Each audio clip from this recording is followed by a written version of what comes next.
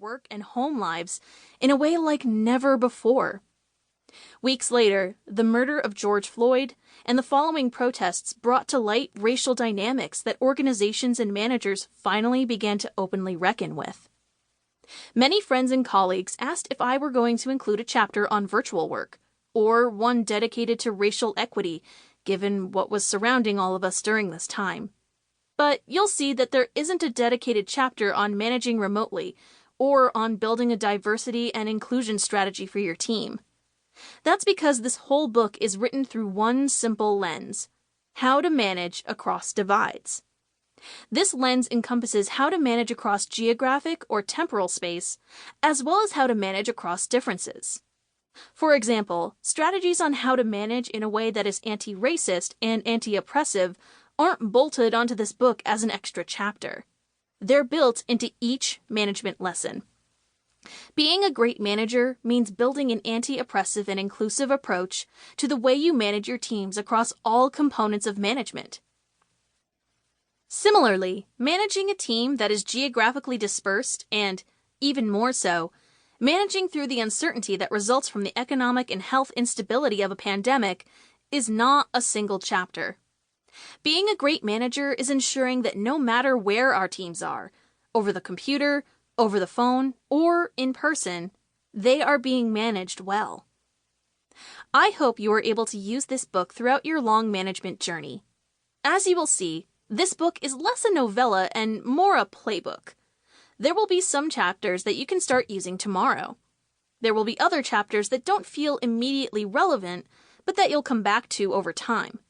For example, when you hire or fire your first team member, or decide to promote a high performer. I hope this book becomes dog-eared, underlined, coffee-stained, and passed around to other managers, colleagues, and friends who might also be struggling with the responsibility bestowed on them. And though the responsibility of management is serious, the way I approach it is not. We're all human. We're all going to make mistakes as we manage.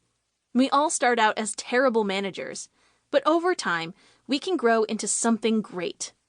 The irreverence sprinkled throughout this book is to remind you that you will most definitely screw up, sometimes in hilarious ways.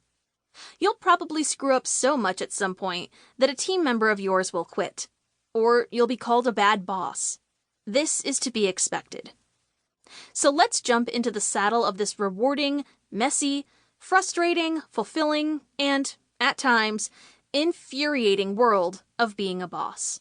Without further ado, I'm excited to begin my humble role as your Virgil on the quest to great management.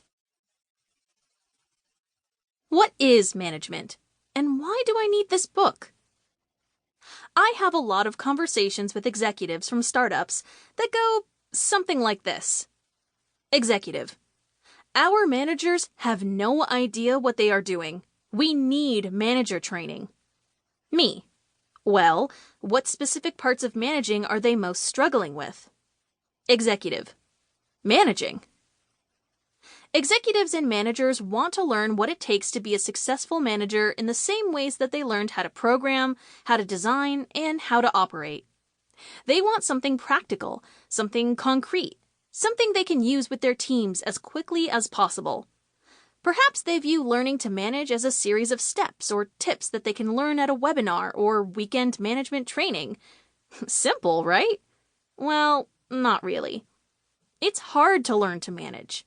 The first reason is because management is a whole bunch of things. Managing is knowing how and when to have difficult conversations. Managing is structuring work and breaking down problems. Managing is setting clear expectations. Managing is developing an individual's skills. Managing is giving critical and constructive feedback. Managing is motivating and incentivizing. The list goes on and on and on. In this book, I break management down into 3 main buckets: managing an individual, managing a team, and managing yourself.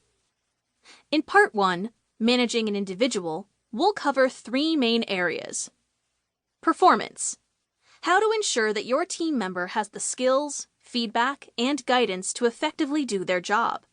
Think, how do I tell